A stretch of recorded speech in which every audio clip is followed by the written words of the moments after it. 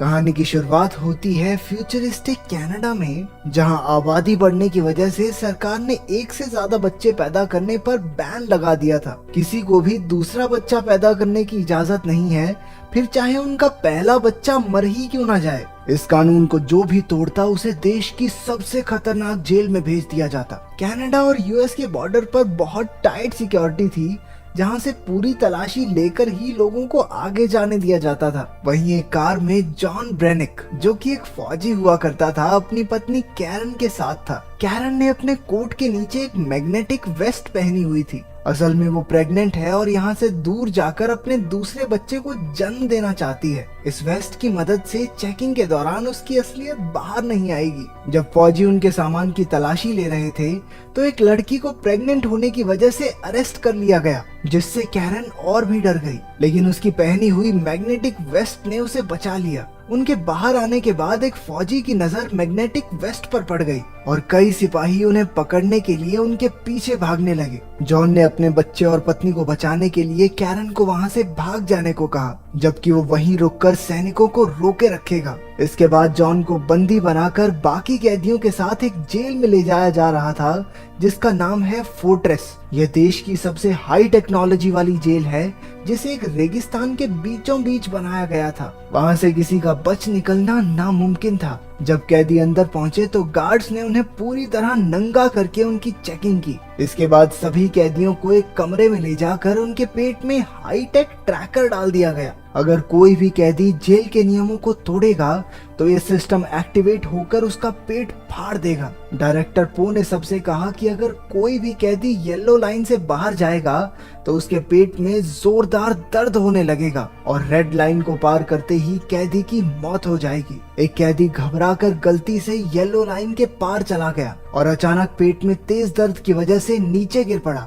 उसे कुछ समझ नहीं आ रहा था तो उसने गलती से रेड लाइन भी क्रॉस कर दी। उसी समय उसका पेट तेजी से फूलने लगा और कुछ ही पलों में धमाके से फट गया। इसके बाद सभी कैदी लिफ्ट से अंडरग्राउंड जेल में पहुंचे, जो धरती के 30 फ्लोर नीचे जाकर थी। जॉन को नीनो नाम के कैदी के साथ Z10 नाम का रोबोट एक सेल में लाया। कैदियों को बाहर जाने से रोकने के लिए सभी सेल्स के बाहर लेजर बीम्स लगाई गई थी। जॉन वहां डी-डे और अब्राहम से मिला। रात को सोने से पहले अब्राहम ने जॉन को चेतावनी दी कि गलती से भी कोई सपना ना देखे। सबके सोने के बाद जेड वहां चेकिंग पर आया। वो जॉन का दिमाग स्कैन करके उसके सपने तक पहुंच गया। जॉन सपने में अपनी पत्नी कैरन को देख रहा था। अपने मॉनिटरिंग रूम से पो ने भी जॉन का सपना देखा और उसकी नजर कैरन पर टिक गई। क्योंकि वहां किसी को सपना देखने तक की इजाजत नहीं थी, इसलिए पो ने जॉन का सिक्योरिटी डिवाइस एक्टिवेट कर दिया और पेट में जोरदार दर्द की वजह से वो नींद से उठ खड़ा हुआ। अगले दिन मजदूरी करते वक्त मैडॉक्स नाम के आदमी हूँ आदमी से प्यार करता हूँ टाइप के कैदी ने नीनो का गलत फायदा उठाना चाहा। जॉन तुरंत उसे बचाने पहुंचा, लेकिन जेड ने तीनों के पेट में डिवाइस एक्टिवेट करके लड़ाई रोक दी। इसके बाद तीनों को एक छोटे से लेजर सेल में रखकर पूछा गया कि आखिर शुरुआत किसने की। नीनो मैडॉक्स से बहुत डरता था, इसलिए चुप रहा। अपने दोस्त को बचाने के लिए जॉन ने लड़ाई का इल्जाम अपने सर ले लिया। इसके बाद जॉन को पो के ऑफिस में ले जाया गया, जहां वो कैरन को नहाते हुए देख रहा था। पता चलता है कि कैरन को भी पकड़कर जेल में डाल दिया गया था। पो ने जॉन और कैरन को बेरहमी से टॉर्चर करना शुरू कर दिया और दोनों दर्द में कराहने लगे। बाद में अब्राहम ने बताया कि फ्लोर ए और बी में सभी औरतें हैं और कैरन भी वहीं होगी। उधर कैरन जेल में दूसरी प्रेग्नेंट लड़की के साथ थी। जैसे ही उसे पेट में दर्द हुआ, गार्ड्स उसे जबरदस्ती पकड़कर ले गए। वहाँ हर एक औरत प्रेग्नेंट थी। कैरन को एहसास हुआ कि नए जन्मे बच्चों के साथ जरूर कुछ न कुछ किया जा रहा है। उधर आदमियों की जेल में मैडॉक्स ने जॉन पर हमला कर दिया। दोनों में जबरदस्त लड़ाई शुरू हो गई। कैरन अपने फ्लोर से जॉन को देखकर हैरान रह गई। मुकाबला टक्कर का चल रहा था, लेकिन अचानक से जॉन ने मैडॉक्स को ऊंचाई से नीचे धकेल दिया। मैडॉक्स ने किसी तरह किनारे को पकड़कर अपनी जान बचाई। पो ने ऑफिस से जॉन को ऑर्डर दिया कि मैडॉक्स को खत्म कर दे, लेकिन जॉन ने उसकी बात ना मानते हुए मैडॉक्स की जान बचा ली। गुस्से में पो ने मैडॉक्स के पेट में लगे डिवाइस को एक्टिवेट कर दिया, जिससे उसका पेट धमाके से फट गया। इससे पहले कि गार्ड्स उसे पकड़कर ले जाते, जॉन ने बड़ी चालाकी से मैडॉक्स का सिक्योरिटी डिवाइस नीनो को दे दिया। इसके बाद कैरन को एक कमरे में लाया गया जहां जॉन एक बहुत बड़ी गोल मशीन पर बंधा हुआ था। इस कमरे का नाम है माइंड वाइप चेम्बर। पो ने कैरन को जॉन को समझाने के लिए भेजा था, लेकिन कुछ ही देर बाद गार्ड्स उसे खींचकर बाहर ले गए। अब मशीन जोर जोर से घूमने लगी, जिससे जॉन के दिमाग में गड़बड़ी शुरू हो गई। ये पो का ऑर्डर न मानने की सजा थी। जॉन के दिमाग में उसकी ट्रेनिंग के दिनों और शादी की पुरानी यादें घूमने लगी। 3 दिन बाद पो ने कैरन को अपने ऑफिस में बुलाया। वो समझ नहीं पा रहा था कि आखिर जॉन 3 दिन से उस मशीन पर कैसे टिका हुआ है, जबकि ज्यादातर लोग तो 1 घंटे में ही मर जाते हैं। पो ने कैरन से कहा कि अगर वो जॉन को तलाक देकर उसकी हो जाए तो वो जॉन और उसके होने वाले बच्चे दोनों को रिहा कर देगा। अपने पति और होने वाले बच्चे के बारे में सोचकर वो ना चाहते हुए भी राजी हो गई। जब जॉन अपने सेल में पहुंचा तो वो एक जिंदा लाश बन चुका था। वो किसी से कोई बात नहीं करता था, यूं ही गुमसुम सा पड़ा रहता। यहाँ तक कि उसे किसी भी तरह का कोई भी दर्द महसूस होना बंद हो गया। कैरन अब पो के साथ रहने लगी थी। एक रात उसने देखा कि पो एक कुर्सी पर कई सारी तारें अपने शरीर से जोड़कर बैठा है। पता चलता है कि पो को मॉडिफाई करके एक एडवांस ह्यूमन बनाया गया था। उसे ना तो कुछ खाने पीने की जरूरत है और ना ही सोने की। बस महीने में एक बार ये तारे जोड़कर एमिनो एसिड्स लेना ही उसकी खुराक है। जेल में पैदा होने वाले बच्चों के साथ भी यही किया जाता है। बहुत से ऑपरेशंस करके उन बच्चों को एडवांस ह्यूमंस बना दिया जाता है, ताकि एक दिन पूरी धरती आम इंसानों और भूख प्यास से आजाद हो जाए। ये सुनते ही कैरन के होश उड़ गए। अब 4 महीने हो चुके थे, लेकिन जॉन की हालत में कोई सुधार नहीं था। अब्राहम ने उसे बताया कि कैरन का पेट बढ़ने लगा है और जल्द ही उनका बच्चा इस दुनिया में आ जाएगा। जॉन ने कोई हरकत नहीं की, लेकिन उसकी आंख से एक आंसू टपक पड़ा। उस रात कैरन ने पो को रिझाकर उसे खूब शराब पिलाई और बेहोश कर दिया। फिर वो कंट्रोल पैनल के जरिए जॉन के सपने में पहुंची, जहां बचपन में जॉन एक गड्ढे में फंसा हुआ था। कैरन ने सपने में जॉन को गड्ढे से बाहर निकाल दिया, जिससे असलियत में जॉन को होश आ गया। उसके साथ ही उसे ठीक देखकर बेहद खुश हुए। जॉन ने कैरन के साथ जेल से भागने के लिए अब्राहम की मदद मांगी। अब्राहम जॉन के लिए जोखिम उठाने को तैयार हो गया। जॉन के ठीक होने की खबर सुनकर कैरन बहुत खुश हुई। बाद में नीनो ने जॉन को वो सिक्योरिटी डिवाइस दिया जो उन्होंने मैडॉक्स के शरीर से लिया था। असल में उनका दोस्त डी-डे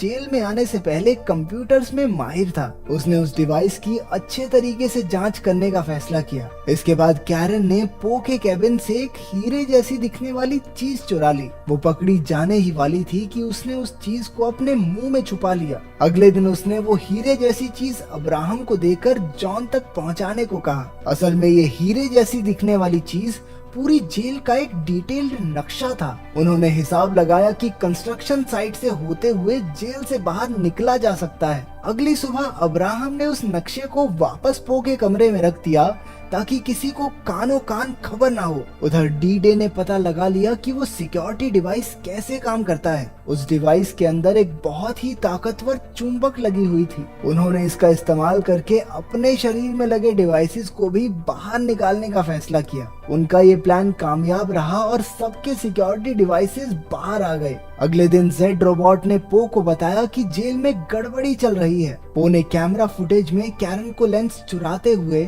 और अब्राहम को लेंस वापस रखते हुए देख लिया। उसके साथ इतना बड़ा धोखा होने के बाद वो गुस्से से भर गया, लेकिन इससे पहले वो कुछ कर पाता, जेड ने उसे बताया कि उसकी लापरवाही की वजह से अब उसे डायरेक्टर की पोस्ट से हटा दिया गया है। उधर जॉन की टीम भागने की तैयारी में लग गई। सबने अपने सिक्योरिटी डिवाइसेस निकालकर कंस्ट्रक्शन एरिया की एक पाइप पर लगा दिए और आपस में लड़ाई करने की एक्टिंग करने लगे। जब जेड रोबोट को लड़ाई का पता चला तो उसने डिवाइसेस एक्टिवेट कर दिए, लेकिन उनके सिक्योरिटी डिवाइसेस तो पाइप पर लगे थे। तो उनके जोरदार धमाके के साथ पाइप फट गई और वहां भागने का रास्ता बन गया। लेकिन इससे पहले कि वो भाग पाते, पो ने कंट्रोल रूम से पाइप्स में बेहद गर्म हवा छोड़ दी। दूसरी तरफ हाईटेक रोबोट्स ने सभी कैदियों पर गोलियां बरसाना शुरू कर दिया। वो लोग अब पाइप में फंस चुके थे। स्टिग्स नाम का एक कैदी घबराकर वापस जेल में जाने लगा, लेकिन उन रोबोट्स ने उसे गोलियों से छल्ली कर दिया। दूसरी तरफ अब्राहम जेल में कैरन को लेने पहुंचा,